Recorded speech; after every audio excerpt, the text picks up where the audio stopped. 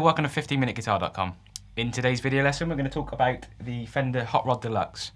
It's probably the most common guitar amplifier that you'll find as a backline on the planet, really. It's very, if you go on a tour, it's very common to find one of these as your backline, and I'd be pretty happy to find one of these as my backline if I was on the tour. So just to talk you through some of the features and some of the sounds, some of the things I really love about it and some of the things I maybe don't like so much about it. That first little phrase, the section that we did there, was all on the clean channel. Crank the reverb up about half, and there's a hell of a lot of reverb on this amplifier. Just to show you, if I crank it all the way up, it's ridiculous. There's so much reverb.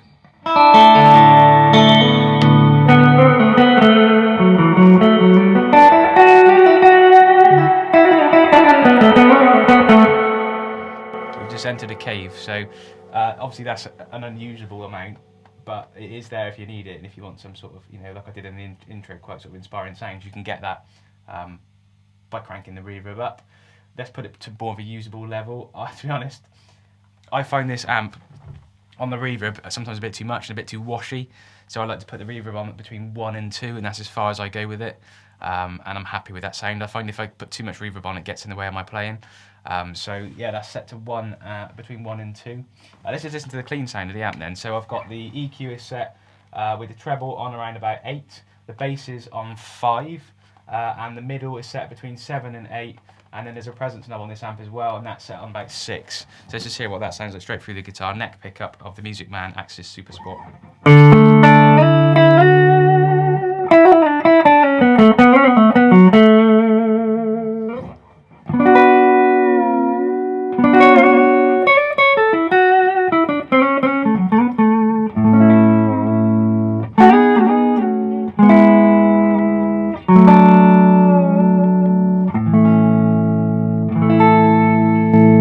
So you can tell it's got real balls to it. It's a real great sort of platform for putting pedals through. We're just demoing the amp today just from, you know, straight into the amp, plug straight into the amp. But if you had a pedal board, this amp will take pedals really, really well. Sounds great with the tube screamer or anything like that in front of it. It really does sing. So that's the clean sound. It's really good for the funky stuff as well. So if you pop it on, keep it on the neck. So.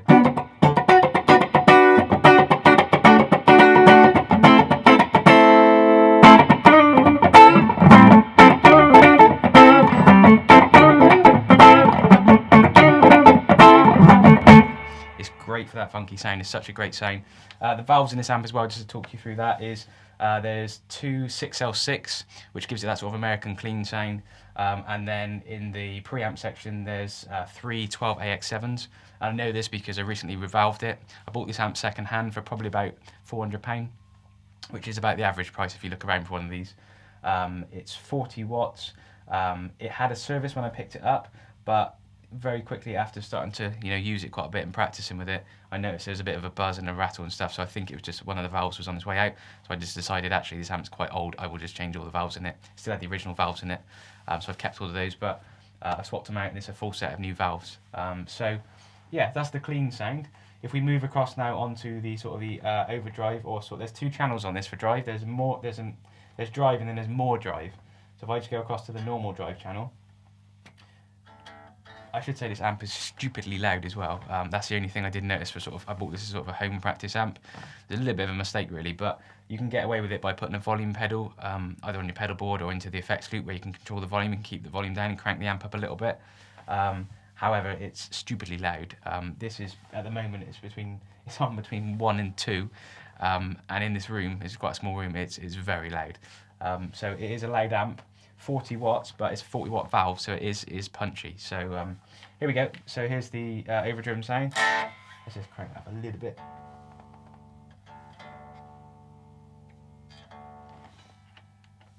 There we go.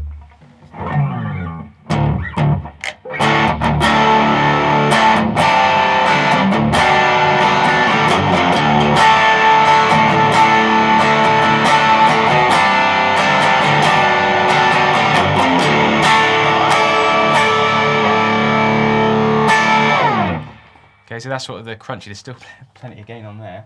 I've got the drive. Let's just take the drive down a little bit. The drive's on about 6 there. Just going to take that a little bit, see if we can get a bit more into bluesy territory. So let's get back up to standard a minute.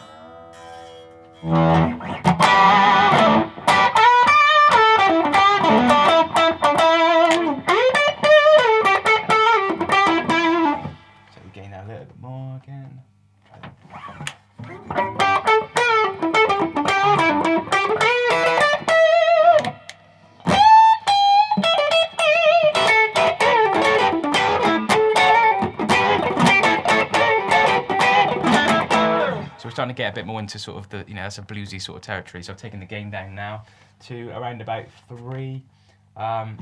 Kept all the EQ the same. Yeah, and you're sort of into your sort of bluesy.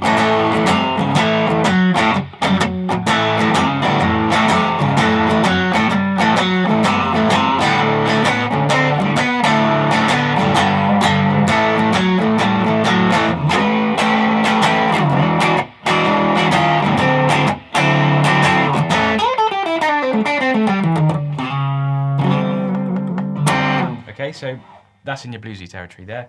If we crank onto the other channel, which is the more drive, this is where things get really drivey.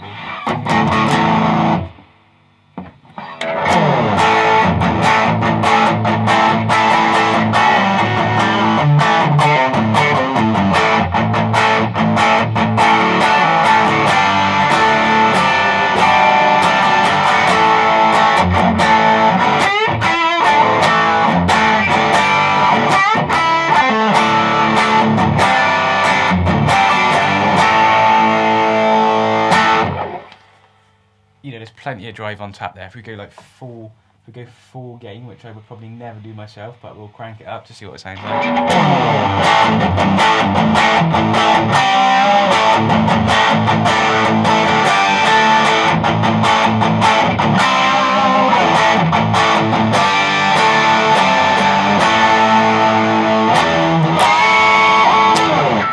So that's a bit too much gain than I would ever use. However, it is there if you need it. To be honest, I found with this amp, I don't ever find a Fender amp to be, that's not the amp I'd be looking for to get a great gain sound. I'm probably looking down the Marshall territory for getting that sound. I've never really got on sort of well with a sort of a Fender gain sound. Great for clean, awesome for clean. You can't beat it for clean. Can't beat it for that bluesy tone either with a pedal in front of it. But I don't find the Fender gain sound sort of convincing if you're just using it straight from the amp. I prefer to put a pedal in front of it, so you might have an overdrive pedal, a distortion pedal, pop that in front of the clean sound of the amp, then you're cooking. That sounds good to me. So that's the way I would probably use this amp, and that's the way I've used it at home. I've got a pedal board set up to go through this to practice. I use it at home for practice. As you know, I use the Kemper for gigging and things like that, so this is just sort of a practice amp. So probably a little bit overkill really, but I did want the option of I could take this out for a gig if I wanted to.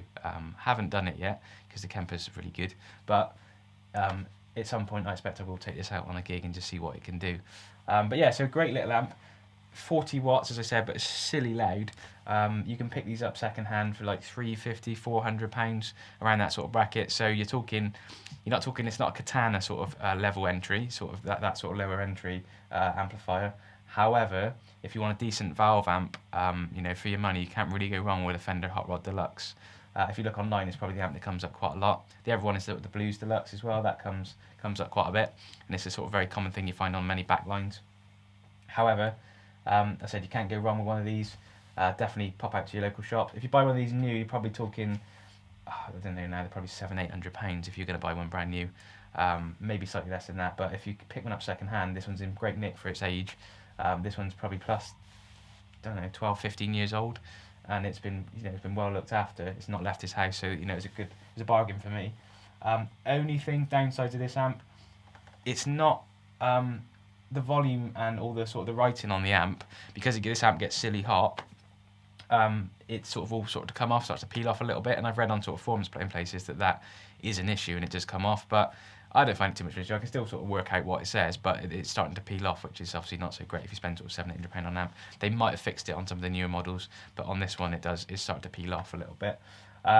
Silly loud, so maybe not the amp to look for if you're going to be using it as a practice amp. However, I get around that by putting a volume pedal in the effects loop, so I can control that and take the volume down and crank the amp up a bit.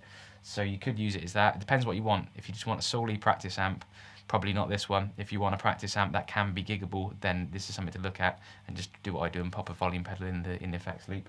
Yeah, it's not massively heavy, as I said. You can get it I think you can get it in black, or you can get it in like this tweed sort of colour. Maintenance, not a lot really. Not going to spend lots on maintenance. It is a valve amp, so over time the valves will sort of wear out. First thing I had to do when I got it, as I said, was it just wasn't quite right for me, so I put some new set of valves in, and ever since then it's been singing. That cost me probably around about £100 to valve the whole lot. But I've got an amp that's going to last me for years now, so it's worth doing. Yeah, so get down to your local music shop, try one of these out. It's a Fender Hot Rod Deluxe 40 watt version. I'll see you in the next video, guys. Cheers.